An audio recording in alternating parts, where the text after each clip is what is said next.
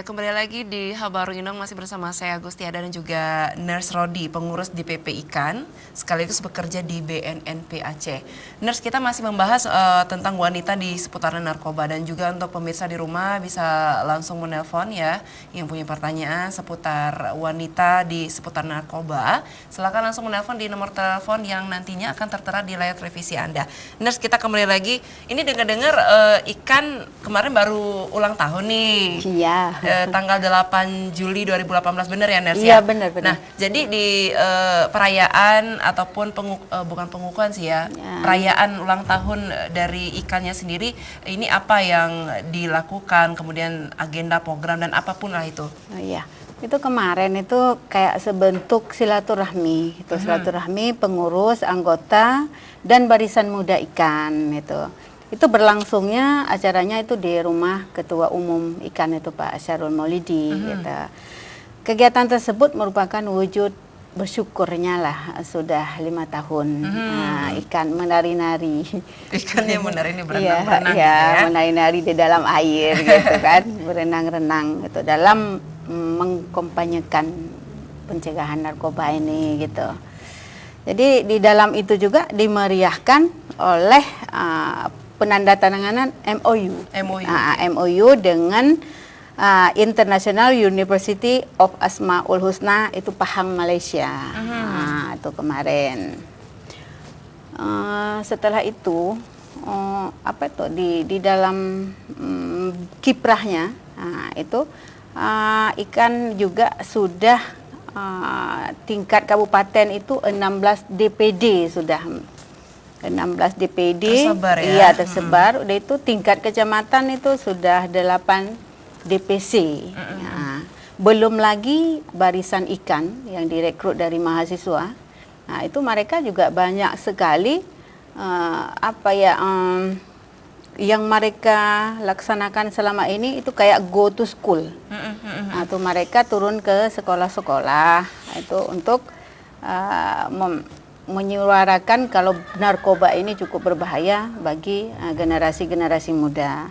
Itu mereka sudah turun ke SMA, tuh kemarin juga beberapa SMA, dan selanjutnya mungkin akan turun ke semua sekolah-sekolah. Jadi itu program untuk kedepannya ya cukup bagus dari Ikan ini, saya rasa. Oke, dan sekali lagi saya ucapkan selamat ulang tahun kepada Ikan ya, kepada juga Pak Syarul Maulidi, sukses mendirikan Ikan ya, sampai 5 tahun sekarang usianya. Iya. Dan yang paling fokus memang saya sering ngikutin Facebook beliau nih. Iya. Bahwasanya Pak Syarul Maulidi sangat fokus sekali ya, memberikan pemahaman, pencegahan, informasi tentang sangat berbahayanya narkoba terhadap kalangan remaja ataupun masyarakat yang ada di Aceh ya.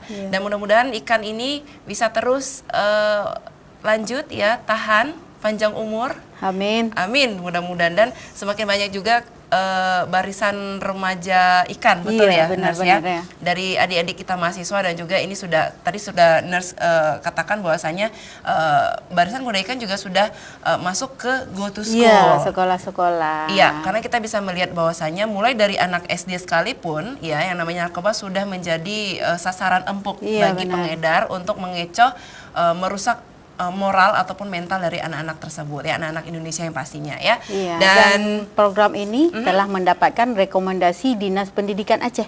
Oke. Iya, makanya mereka bisa turun ke sekolah-sekolah. Dukungannya juga luar biasa jadinya.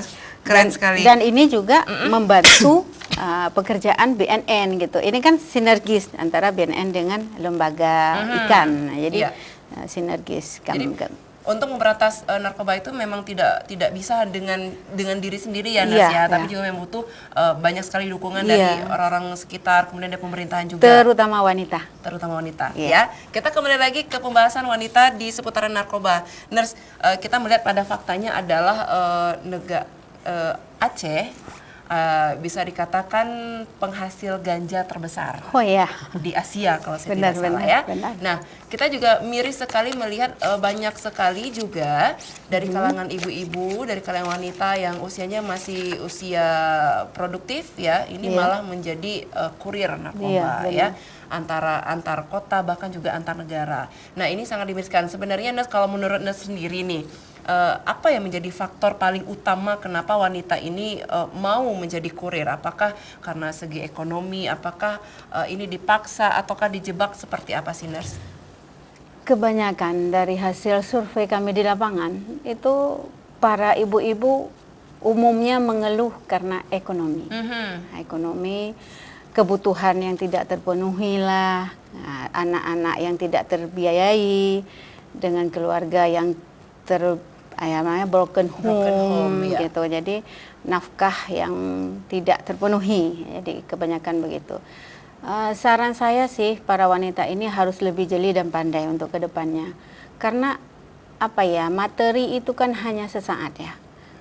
Setelah mereka pun tergiur dengan materi dan diiming-iming oleh para bandar untuk mereka jadi kurir, yang ujung kisahnya kan yang merana itu para wanita itu sendiri dan juga keluarganya juga. Bila pun mereka mendapatkan hasil dari narkoba ini kan juga hasil yang haram, ya. Yang tidak halal untuk kita memberikan ke anak. Yang haram itu kan bagaimana sih anak-anak kita kedepannya, bagaimana mental mereka untuk kedepannya. Sedangkan yang kita bawa adalah uang haram ke rumah. Setelah itu dari sisi hukuman sekarang kan juga tidak ringan mengenai kurir dan bandar ini. Jadi wanita ini jangan tergiur dengan uang. Yang pertama, kuatkan iman. Kalau memang soal uang ya bisa dicari. Yang penting di jalan Allah lah yang Imannya lurus. juga kuat ya, Nurse ya. Nurse, kalau boleh tahu ancaman untuk kurir ini berapa tahun minimal ataupun maksimalnya? Itu tergantung berat barang yang dibawanya. Gitu. Oke, memang tidak sebanding dengan apa yang kita dapatkan. Misalkan ini cerita-ceritanya nih, kalau misalkan barangnya berhasil diseludupkan ya, berapa upahnya, ini tidak sebanding dengan apa yang kita dapat di akhirat nanti. Dengan uangnya yang sudah haram, kemudian kita memberikan makan kepada keluarga juga dari uang yang haram ya. Belum lagi nanti kalau malah ketahuan sama polisi nih, ya kan. Dan mudah-mudahan juga para masyarakat, khususnya para ibu-ibu wanita yang ada di seluruh Aceh ini tidak mudah tergiur dengan iming-iming uang ya, ataupun dipaksa untuk membawakan sebuah kotak yang berisikan barang-barang haram tersebut ya. Iya benar, itu kemarin bila pemirsa ada menonton pemusnahan barang bukti narkotika itu pada tanggal 24 Agustus 2017 itu dilakukan oleh Polda Aceh. Itu 1.860 kilo ganja kering itu yang dimusnahkan.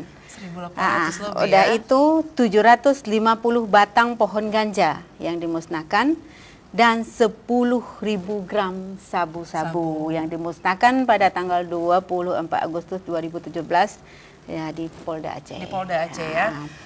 BNN juga melakukan operasi penangkapan serta pemutusan jaringan sindikat narkoba di Aceh selama November 2017.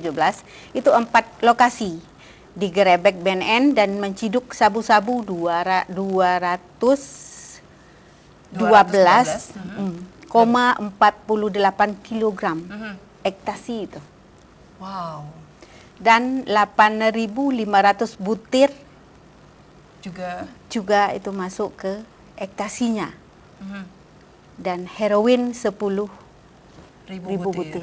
Nah, itu juga sebuah hasil kerja keras dari kepolisian Polda dan juga segala kalangan masyarakat ya, Nurse ya. Bahwasanya memang bahaya sekali, dan bagaimana kita bisa melihat perkembangan narkoba di Aceh ini memang sudah sangat meluas ya, Nurse ya. Aduh, saya jadi merinding nih kalau ngebayangin kalau wanita-wanita sekarang di Aceh ya. Kita membahas masalah nih perempuan, Nurse. Ada yang kalau banyak sekali artis ibu kota, khususnya nih wanita ya. Ini kan ketangkep gara-gara narkoba, menjadi pecandu, apakah dia juga menjadi pengedar.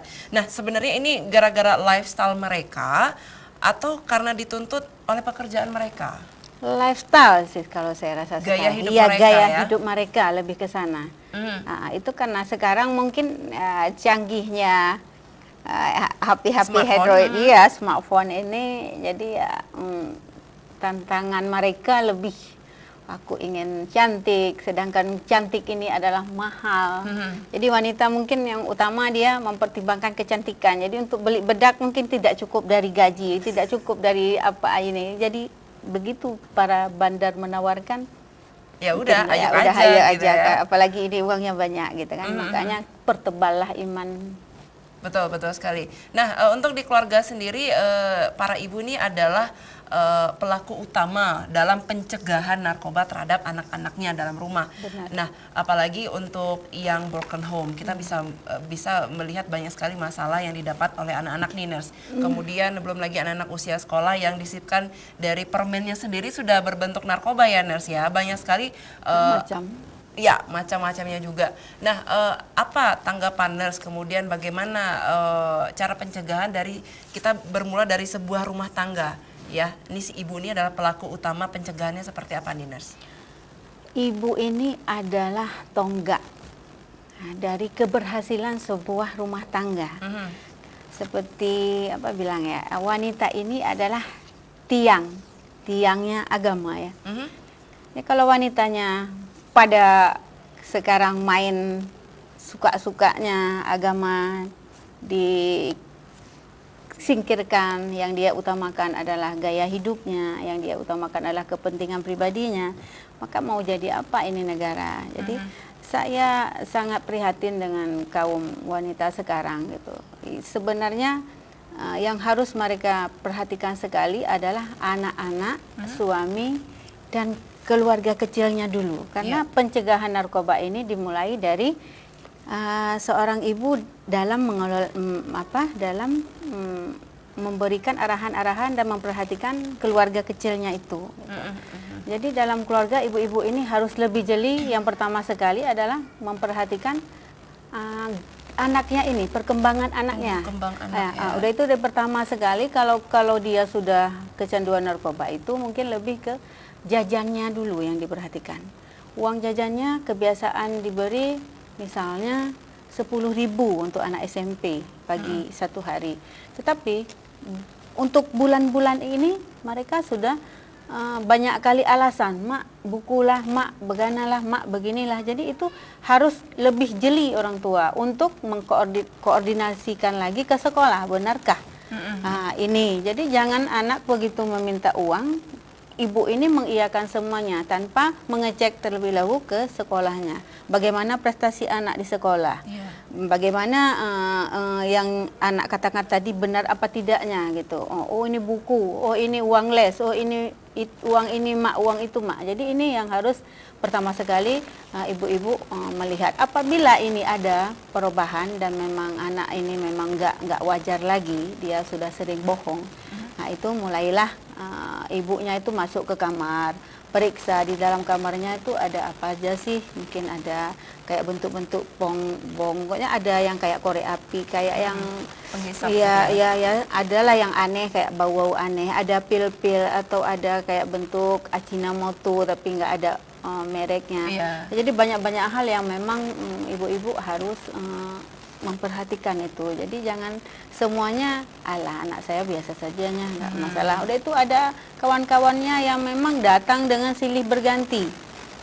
Begitu ditelepon juga orang yang menelpon bukan itu saja, orang yang nelpon itu lain-lain dan tamu yang datang ke rumah juga lain-lain. Jadi harus dicurigai juga. Semua yang harus benar-benar jeli ibu-ibu.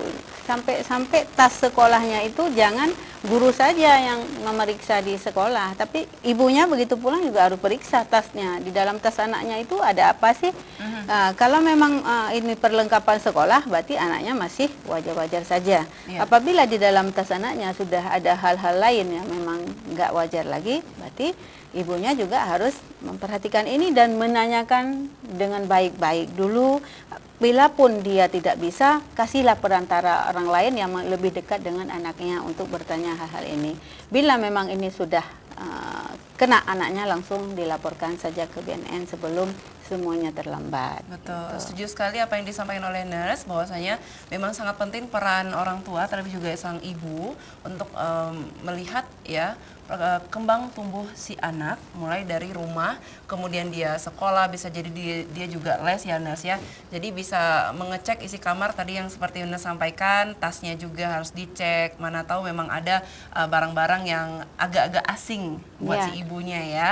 Nah, untuk itu juga para wanita, para kalangan ibu juga harus mendapatkan edukasi nih tentang bagaimana bahaya narkoba. Ada nggak sih dari ikannya sendiri ataupun dari BNNP-nya sendiri ini apakah ibu dan juga nurse dan juga teman-teman ini datang ke sebuah tempat, ke desa, ke kampung untuk memberikan arahan ataukah bagaimana ini nurse? Ini saya bangga sekali untuk Bapak Kepala BNNP Aceh sekarang. Nah, ini sekarang apa ya, digalakkan dengan namanya kearifan lokal. Kearifan lokal ini itu lebih ke budayanya, lebih ke agamanya, gitu, lebih ke syariah agamanya lah. Gitu. Di situ nanti di BNNP yang digalakkan oleh Bapak Kepala BNNP sekarang adalah banyak hal itu yang namanya program Quick Win. Quick Win BNNP. Di situ ada sawu gampung, sawu kedai kopi, sawu sikula, sawu majelis taklim, sawu pasantren, sawu balai jaga apa namanya itu, siskamling. Jadi termasuk ke kedai kopi. Jadi nanti tim P4GN-nya di BNNP Aceh mungkin akan menyebar dan turun untuk lebih lagi menguatkan bagaimana sih untuk mencegah narkoba ini lebih jarang. Jangan ini kita lihat tingkatnya makin lama makin tinggi ya, makin naik ya. Nanti ya saya bangga sekali dengan Bapak Kepala BNNP Aceh dan juga saya bangga sekali dengan Pak Syahrul Ikan yang walaupun cuma lembaga tapi Pak Syahrul juga cukup berusaha semaksimal mungkin dalam pencegahan narkoba ini. Jadi Pak Syahrul tanpa mengenal lelah turun walaupun tanpa ada dibayar sepersen pun, Pak Syahrul terus saja menyuarakan mengenai pencegahan narkoba ini agar tidak terlalu luas di Aceh. Jadi saya rasa sinergisnya BNNP Aceh dengan ikan ini sudah cukup membantu masyarakat Aceh ini dalam untuk mengurangi beredarnya narkoba. Nah, Nurse, misalkan ada anak-anak remaja nih di luar sana ataupun yang dari kalangan ibu setelah menonton, saya jadi pengen nih jadi kader ikan. Boleh. Ini dibuka lebar. Nih, dibuka lebar langsung aja nanti hubungi ada sekretariat ikannya. Langsung di sana nanti kan bawa KTP, pas foto sudah langsung bergabung. Apabila mahasiswa ke barisan ikan, apabila ibu-ibu seperti saya, walaupun kita punya profesi seperti profesi saya di BNNP sebagai pegawai negeri, tapi saya masih bisa bergabung dengan pengurus ikan. Jadi tidak ada peluang untuk kita dalam pencegahan narkoba ini. Jangan kita tunggu hasil dari BNNP dan polisi. Jadi masyarakat ini juga bisa mencegah beredarnya narkoba di masyarakat kita Aceh. Iya. Ini Nurse, kalau untuk di Banda Acehnya sendiri ada dari dari mahasiswanya sendiri dari Barisan Muda Ikan nih, Nurse tahu nggak berapa jumlah yang pastinya yang sudah tergabung di Barisan Muda Ikan ini? Yang spesifiknya mungkin lebih ke Pak Syahrul ya, tapi saya perkirakan udah lebih dari puluhan ya? Iya, ratusan. Sudah ratusan, berkisar sekitar 250 mungkin sudah lebih sekarang. Karena hampir di seluruh fakultas ataupun universitas yang ada di Banda Aceh ya? Iya, mereka bergabung semua ya. Jadi di situ tidak ada harus dari fakultas ini, tidak. Jadi yang namanya Barisan Muda itu setiap kayak kemarin tahunnya itu dibuka pendaftaran untuk menjadi anggota Barisan Muda Ikan dan itu diselektif. Wow, itu kemarin termasuk NAS yang menyelektif, yang di situ kita tanyakan lagi visi dan misi mereka untuk bergabung di Barisan Muda Ikan ini. Rata-rata mereka memang bertekad sekali di Aceh ini agar hilang yang namanya narkoba. Ya. Dan mudah-mudahan di tahun 2020 nanti ya, ini nggak akan lama lagi, mudah-mudahan saja kita berharap bahwasanya Aceh ini terbebas dari narkoba ya. Amin. Mudah-mudahan juga perkebunan ganja kalau bisa dimusnahkan lagi lah gitu ya. Ya, kita juga butuh dukungan masyarakat masyarakat. untuk melaporkan ini. Betul sekali ya. Jadi kalau ada masyarakat yang kira-kira sudah melihat Melihat. ada perkebunan ganjanya sendiri, tanaman ganja, bisa langsung melaporkan ke Keci ataupun ke petugas kepolisian setempat ya untuk diproses selanjutnya apakah ini dijadikan barang bukti terdahulu ya Nurse ya, kemudian baru dibasmi, dibakar gitu semuanya ya. Oke, Nurse, anak-anak remaja di Aceh tentunya yang menjadi pecandu tadi seperti Nurse katakan bisa langsung melaporkan ke BNNP Aceh untuk direhabilitasi. Jadi jangan sungkan dan juga jangan takut dan juga jangan malu untuk melapor ya. Nah, apabila melihat kejanggalan anak-anak kita yang ini kira-kira sudah mengarah yang tidak baik seperti narkoba, ganja, ekstasi dan segala macamnya ya apa ya yang bisa dikatakan kita harus melihat bahwasanya lingkungannya sendiri ya Nurse ya. Karena dengan anak-anak yang menjadi pecandu narkoba atau pengedar, ini otomatis mereka bisa melakukan segala hal dengan cara apapun agar mendapatkan uang untuk membeli barang haram tersebut ya. Betul. Tadi juga disampaikan bahwasanya orang tua yang bisa memberikan jajan yang sebenarnya yang dibutuhkan aja nih Nurse. Iya benar. Iya, jadi memang harus selektif lagi uangnya untuk apa digunakannya. Iya, harus lebih selektif orang tuanya, jangan asal memberi semua permintaan anak. Jadi untuk sekarang pandai-pandai dan jelilah dalam memilah-milah. Nah, Nurse, kalau ini kan anak-anak udah tahu nih, ibu-ibu juga tahu, remaja juga tahu bahaya dari narkobanya sendiri. Tapi kenapa mereka lagi-lagi jatuh ke lubang yang sama? Iya, ini yang namanya tren ya. Nah, di kalangan anak muda ini kan yang namanya tren. Aku kalau nggak gabung nggak akan ikut, nggak bisa bergabung dengan dalam satu geng gitu. Maksudnya mereka nggak gaul. Kita nggak gaul kalau nggak pakai narkoba. Jadi pertama sih lebih ke coba-coba, penasaran, coba-coba. Bagaimana sih rasanya yang narkoba itu, yang kata orang kita lebih pede, yang kata orang kita lebih energi gitu. Jadi dari rasa inilah mereka mulailah mencoba ini. Di saat mereka mencoba, mulailah mereka ketergantungan tingkat, lalu barulah kecanduan. Jadi di saat mereka sudah tingkat kecanduan, mereka tidak bisa lagi menarik diri dari lembah narkoba ini.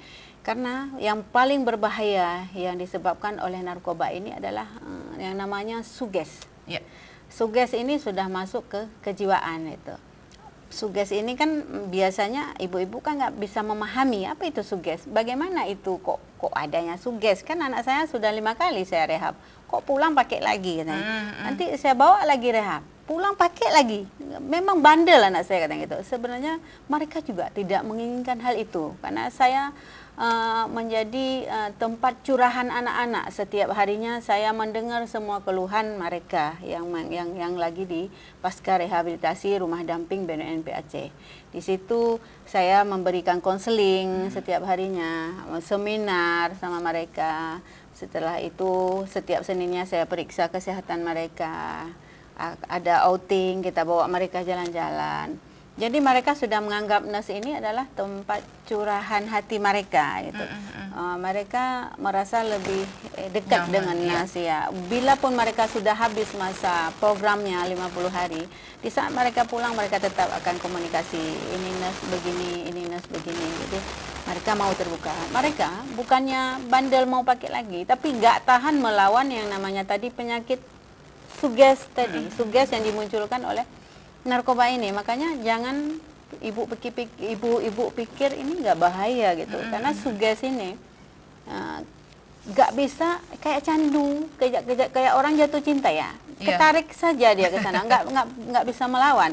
Itu suges ada 3 hal yang dimunculkan oleh narkoba gitu. Yang pertama, apabila dia melihat tempat yang pernah dia duduk dulu make, itu walaupun dia sudah direhab, begitu pulang dia ketarik lagi mau. Begitu dia melihat jantungnya, dia mau lagi masuk ke tempat itu yang pernah. Itu melihat temannya lewat saja depan dia yang sama-sama make itu. Tapi ketarik juga dia ke situ lagi untuk bergabung dengan mereka lagi. Ya, bahaya sugesti. Melihat benda yang pernah dia pakai, itu ketarik juga. Jadi ada 3 hal yang mereka tidak mampu untuk mengatasi ini. Inilah yang kami bimbing, kami gembleng di rumah damping ini.